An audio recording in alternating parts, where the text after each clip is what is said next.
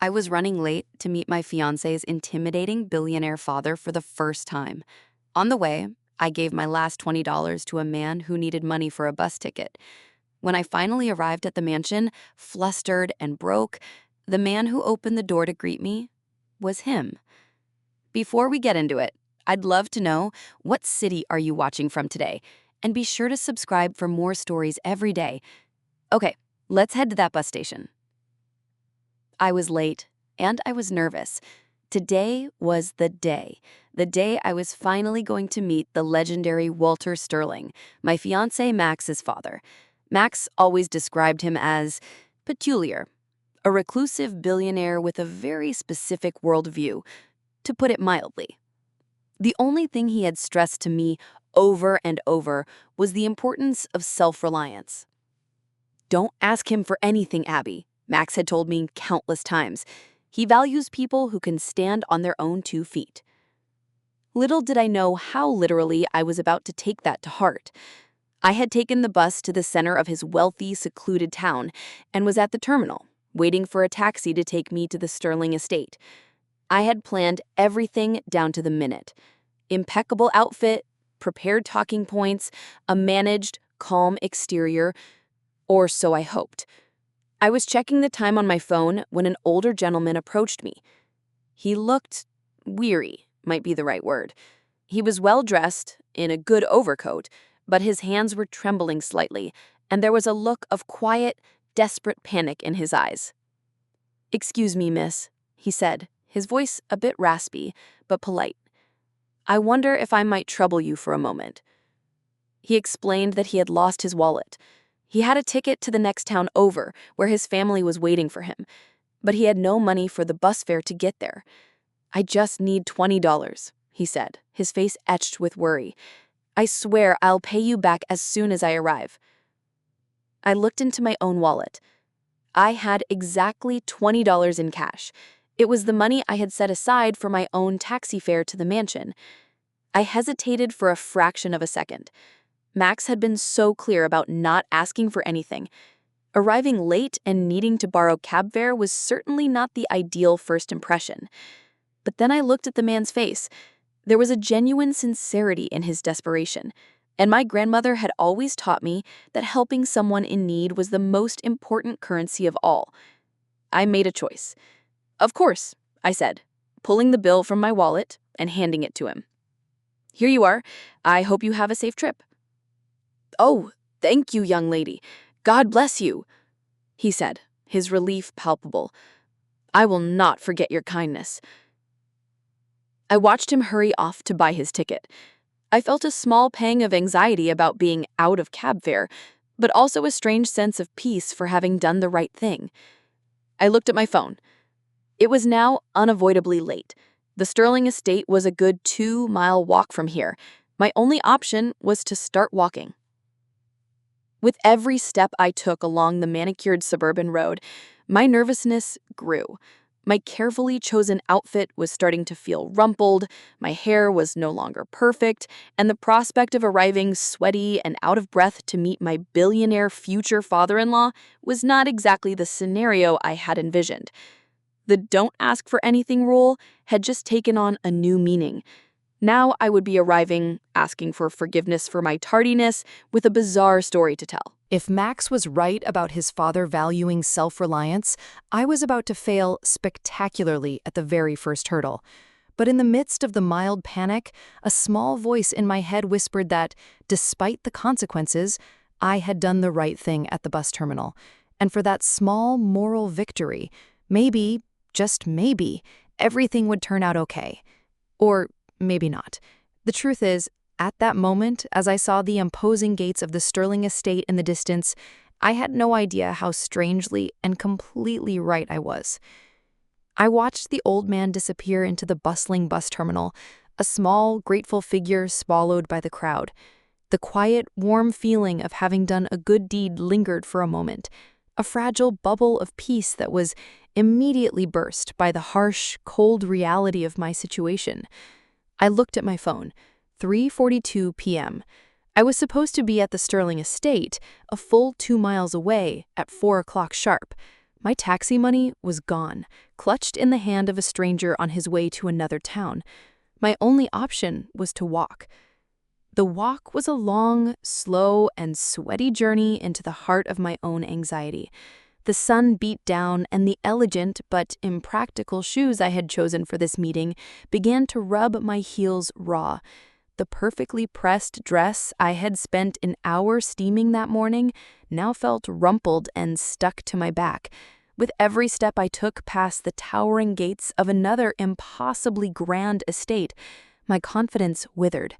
I was a fraud, a simple middle-class girl about to present herself to a king in his castle, and I was arriving late, on foot, and looking like I had just run a marathon.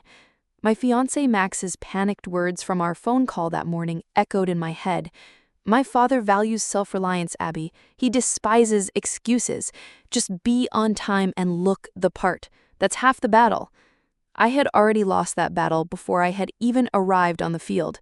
When I finally reached the imposing gates of the Sterling estate, my heart was pounding, and not just from the walk.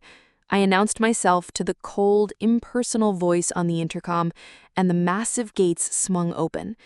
The driveway was a long, winding ribbon of gravel that seemed to stretch for an eternity, and at the end of it, standing on the grand columned porch of a house the size of a hotel, was Max, and he was not smiling. He was pacing, a caged tiger of pure, unadulterated panic, constantly checking his expensive-looking watch. The moment he saw me hurrying up the final stretch of the driveway, his face, which had been a mask of anxiety, contorted into a look of pure, horrified disbelief. "Abby, my God, where have you been?" he hissed, his voice a low, furious whisper as he rushed down the steps to meet me. "You're 25 minutes late. He's been waiting. I told you the one thing he hates is tardiness, and look at you. Your hair is a mess. You're flushed." "I am so sorry, Max," I said, my voice breathless as I tried to catch my breath. My car didn't break down. I had to take the bus, which was late, and then I had to walk from the station." "You walked," he said, his voice an incredulous squeak. "Why on earth would you walk? Where was the taxi money I gave you?" I took a deep breath. I gave it to someone," I said, the words sounding even more foolish now than they had in my head. There was an old man at the bus station. He had lost his wallet, and he needed $20 to buy a ticket to get home to his family, and it was the only cash I had, and he looked so desperate, so Max just stared at me as if I had just confessed to a murder. "You what?" he whispered, his voice full of a stunning, horrified disbelief. "You gave your taxi money, our taxi money, to some bum at the bus station? Today? Of all days, you chose today to be a saint?" He ran a frantic hand through his perfectly styled hair. "Abby, what is wrong with you? Do you have any idea how that sounds? You're about to meet my father, a self-made billionaire who believes in nothing but strength and self-reliance, and your opening story is that you were too foolish to hold on to your own money? He's going to think you're an irresponsible, naive, and simple-minded fool."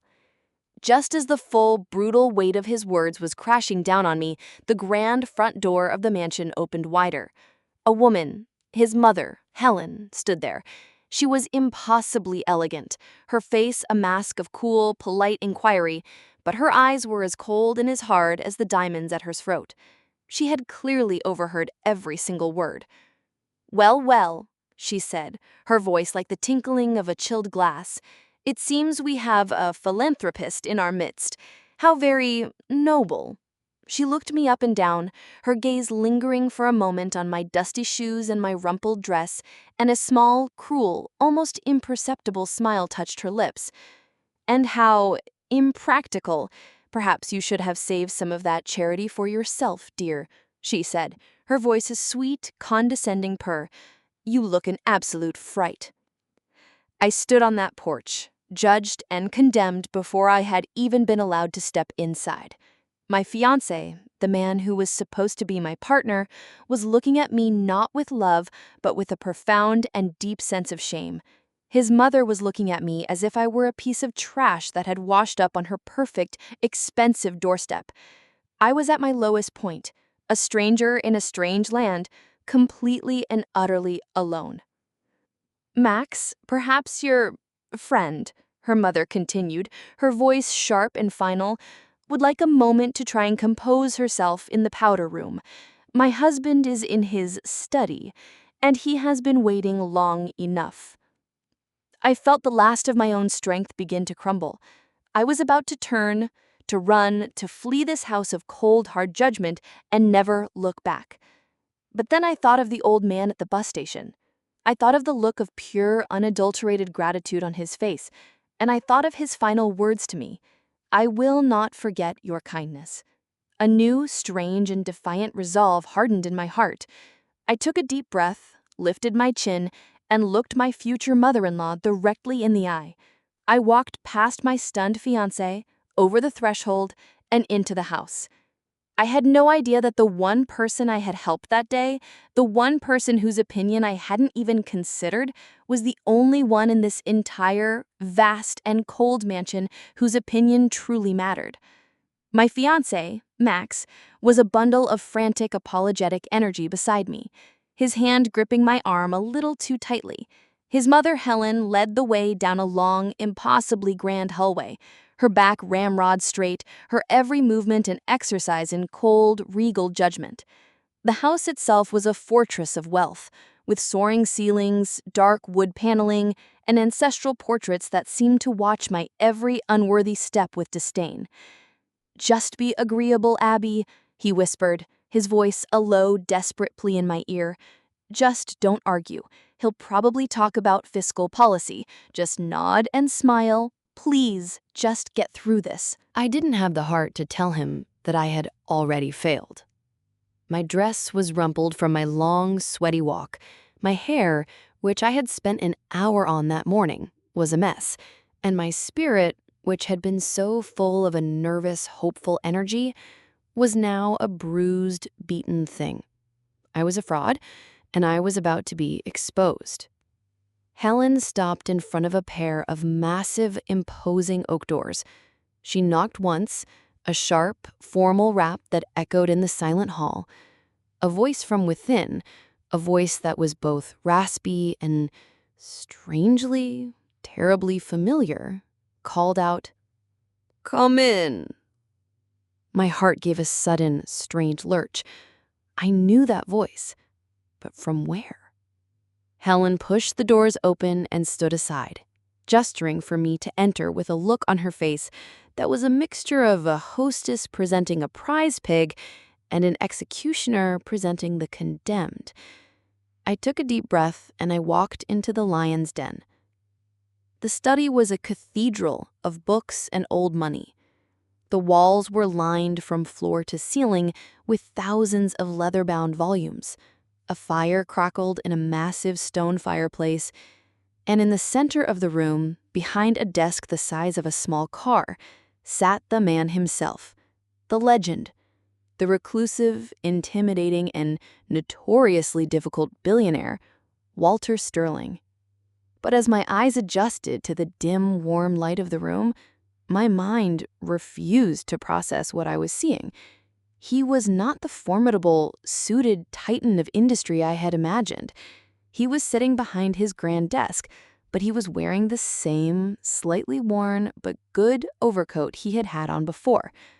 His silver hair was a little windswept, and his eyes, the same kind but sharp blue eyes that had looked at me with such desperation just an hour ago, were fixed on me. It was him. It was, without a single, solitary doubt, the man from the bus station. The world seemed to tilt and spin. The air in my lungs turned to ice. It was not possible. And yet, it was happening. The man I had given my last $20 to, the man I had pitied, the man whose kindness I had not forgotten, was the same man who held my entire future in his hands. My fiancé, Max, who had followed me into the room, saw him and froze, his own face a mask of pure, uncomprehending horror. "Father," he stammered, his voice a disbelieving squeak. "What "What are you doing? Why are you dressed like that?" Walter Sterling completely ignored his son. He ignored his wife, who was standing in the doorway, her own face a picture of confusion. His eyes, full of a warm, genuine, and deeply knowing amusement, were only on me. "Abigail," he said, his voice the same raspy but kind voice I remembered so well. "I am so very glad you could make it." He stood up from his grand leather chair. "I trust your walk wasn't too unpleasant." The question was a bomb, detonated in the quiet, tense room. It was a confirmation. He knew. He knew I had been late. He knew I had walked. He knew exactly why. I watched as the color drained from Max and Helen's faces, as the impossible, catastrophic pieces of the puzzle slammed into place in their minds. The late arrival, the disheveled appearance, my bizarre story about giving my last cash to a stranger at the bus station. It had all been a test, a secret, brilliant, and utterly ruthless test of character, and they, in their panic and their snobbery, had just failed it in the most spectacular way imaginable. Walter reached into the pocket of his overcoat and pulled out a single, crisp $20 bill. He walked around his massive desk and placed it gently on a small table in front of me. He said, "I believe I owe you this, my dear, and my most profound gratitude. Now, please, come in. Have a seat." He then looked at his stunned, horrified wife and son, who were still frozen in the doorway. His warm smile vanished, replaced by a look of cold, hard disappointment that was a terrible thing to behold. "Helen? Max," he said, his voice now a quiet, dismissive command. "You may wait for us outside. It seems Abigail and I have some very important things to discuss, alone." I walked further into that magnificent study, not as a terrified, unworthy supplicant, but as the only guest who had been truly invited inside. I had been so afraid of failing their test of wealth, of status, of appearances. I had had no idea that the only real test was one of kindness, and that I was the only person in that entire, magnificent, and very cold family who had just passed. I walked into the lion's den, not as a victim to be devoured, but as an honored and utterly bewildered guest. The heavy oak doors of the study closed behind me with a soft, definitive click, shutting out the sight of my fiancé Max's pale, horrified face and the sound of my future mother-in-law, Helen's sharp, panicked whisper. For the first time, I was alone with the ghost of the Sterling family, the reclusive, eccentric, and now, to me, profoundly human Walter Sterling. The study was a world unto itself. It was not the cold corporate office of a billionaire. It was the warm, cluttered sanctuary of a scholar. Books, thousands of them, lined the walls from floor to ceiling. Ancient maps were framed on the walls, and the air smelled of old paper, leather, and the faint, pleasant scent of cherry pipe tobacco.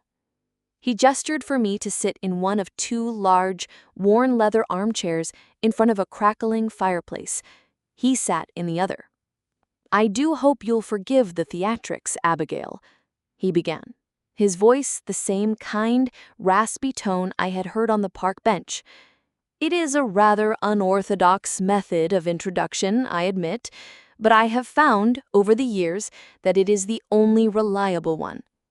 I just looked at him, my mind still reeling, trying to reconcile the two versions of this man, the powerful, feared billionaire and the kind, shivering stranger I had given my last $20 to. He seemed to understand my confusion.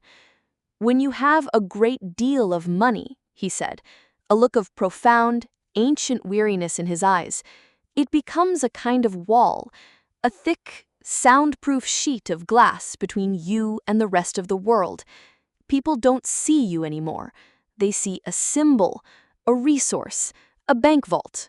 Their kindness is a performance. Their respect is a calculation. It is a profoundly lonely existence. He leaned forward, his intelligent blue eyes fixed on mine. So, years ago, I started conducting these small, private experiments. I step out from behind the glass. I become a nobody. A janitor, a gardener, a lost old man at a bus station. It is the only way I can see people for who they truly are when they think no one of importance is watching. He then spoke of his son, my fiancé, Max, and his voice was filled with a deep and deeply painful fatherly love. My son, he said with a sigh, is a good boy. He has a kind heart, but he is weak. He was raised by his mother in a world of appearances, of status, of a constant, terrified fear of what other people think. He is terrified of me, not because I am cruel, but because he is desperate for an approval I have always found it difficult to give. He lives his life trying to please people like his mother, people who value all the wrong things. He then looked at me, and his expression softened. But you, he said, you are different. You were late for what he had described to you as the most important and most terrifying meeting of your life, and you were late for the best possible reason. You were late because you chose kindness over punctuality. You chose compassion over appearances. You sacrificed your own comfort, your own advantage, for the sake of a complete and worthless stranger. He gave a small, wry smile. That is not weakness, Abigail. That is the only real, true strength there is in this world. I was overwhelmed, unsure of what to say. I did what I thought was right, I whispered. Precisely, he said, his eyes glittering. Which brings me to the real reason for this meeting. This was not just a test to see if you were worthy of my son. He stood up and began to pace in front of the fire. Max will inherit my company, my fortune. It is his birthright. But an empire without a conscience, without a moral compass, is a destructive and ugly thing. He has the business sense, but he lacks the spine. He needs a partner. Not just a wife, but a true partner. Someone to be his conscience, to be his anchor, to remind him of what truly matters. He stopped and looked at me. He needs you, Abigail. Not just in his life, but in his business. I want to offer you a seat on the board of the Sterling Foundation, our family's philanthropic arm. I want you to be the one to guide its future, to ensure that the fortune I built is used for good, not just for the accumulation of more pointless wealth. I was speechless. A seat on the board? He wasn't just approving of me. He was offering me a position of immense power and responsibility within his own world. I finally found my voice. It was a small, quiet, but steady thing. I would be honored, Walter, I said, but I will only accept on one condition. His eyebrows shot up in surprise. No one, I imagined, gave Walter Sterling conditions. I said, you have to start being a real father to your son. He is a good man. He loves you. But he is lost and he is terrified of you. He doesn't need your tests or your games or your approval from a distance. He needs his father's guidance. He needs your love, not just your respect. He stared at me for a long, silent moment, his expression unreadable. I thought for a second that I had gone too far, that I had overplayed my hand. And then he let out a deep, rumbling laugh, a sound of genuine, surprised delight. A woman of character indeed, he said, a look of profound and deeply moved respect in his eyes. You are, of course, absolutely right. It seems my games are over. It is long past time I learned how to be a father again. He stood up and walked to the massive oak doors of the study.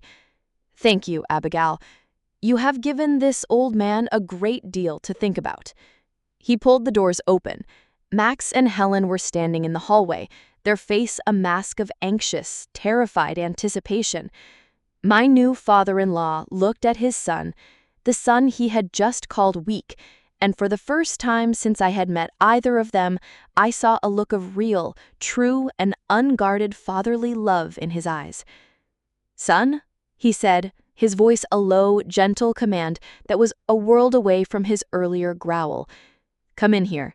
Your fiancé and I have just made a decision about the future of this family, and it is long past time you were a part of it." Max stepped into his father's study, his movements hesitant, like a man entering a foreign country without a map. His mother, Helen, followed, her earlier icy composure now completely gone, replaced by a look of bewildered, anxious uncertainty. I was still sitting in the large leather armchair by the fire, a quiet observer to a family drama that had, in a strange and unexpected way, become my own. The air in the room was thick with the weight of 20 years of unspoken words, of a father's pride and a son's pain. Walter Sterling, the formidable billionaire, did not return to his throne-like chair behind the massive desk. Instead, he did something I never would have expected. He walked over to a small, elegant bar cart in the corner of the room. "Son," he said, his voice quiet, the earlier authority now replaced by a tone of raw, unfamiliar vulnerability. "What can I get you to drink?" It was a simple question, but it was a peace offering. A father, for the first time, asking his son what he needed instead of telling him what he should be. Max just stared, his own face a mask of confusion. I don't know, Dad," he stammered. Walter poured 3 small glasses of a dark, amber-colored whiskey, a whiskey that I was sure cost more than my monthly rent. He handed one to his son, one to me, and kept one for himself. His wife, Helen, he completely ignored. She just stood by the door, a ghost in her own home, slowly realizing that the power she had once wielded in this family had completely and totally evaporated. "To new beginnings," Walter said, raising his glass.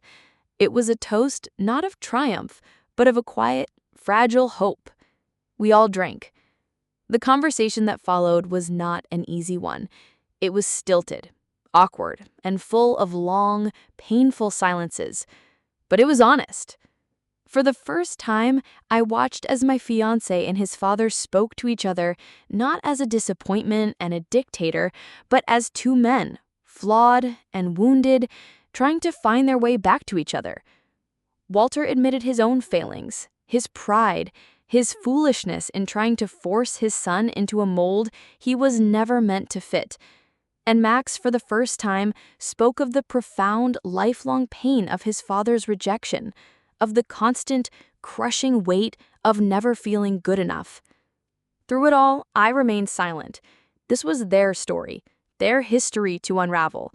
My role, I now understood, was not to be a participant, but a catalyst, a quiet, steady presence that had, through a simple act of kindness to a stranger, created the space for this difficult, necessary healing to begin. It was near the end of their long, painful conversation that Walter turned to me. "Abigail," he said, his voice full of a new, profound respect, "my offer stands. I want you on the board of the foundation. I need you. This family," he looked at his son, then at his wife, and then back to me, "needs your compass. It has been spinning without a true north for too long." Before I could answer, Max spoke up, his voice clear and strong for the first time that night. "She will accept," he said, looking at me with a love and a pride that was a world away from the panicked shame I had seen in his eyes on the porch, on one condition, that I get a seat on the board too, not as an heir, as an apprentice. "It's long past time," he said, looking at his father, "that I learned what this family's legacy is really supposed to be about." Walter Sterling looked at his son, and for the first time, a real, genuine, and deeply proud smile spread across his face. He said, "I think that is an excellent idea." Our wedding, 3 months later, was a small, quiet, and beautiful affair. It was not at a country club or in a grand ballroom. It was held in the magnificent, sprawling rose garden of the Sterling estate. And the man who walked me down the aisle, as my own father had passed away years ago, was Walter. I looked out at our small group of guests. I saw my fiancé, my partner, my equal, waiting for me at the altar, his face full of a new, quiet confidence. I saw his mother, Helen, chastened and humbled, but with a new, real warmth in her eyes as she looked at me.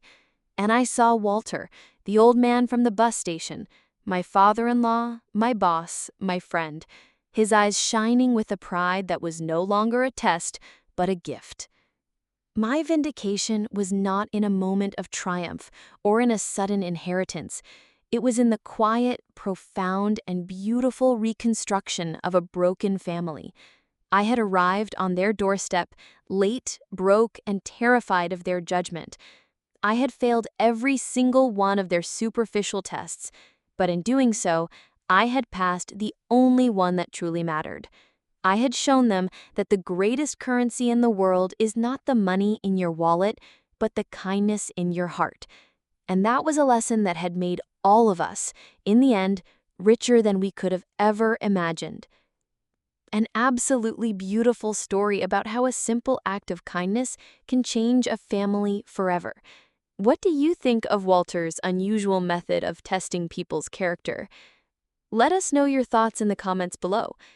If you were touched by this wonderful story of a second chance, please show your support by hitting that like button and be sure to subscribe for more heartwarming stories. Don't forget to click the notification bell so you never miss an upload. Thanks for watching, and we'll see you in the next one.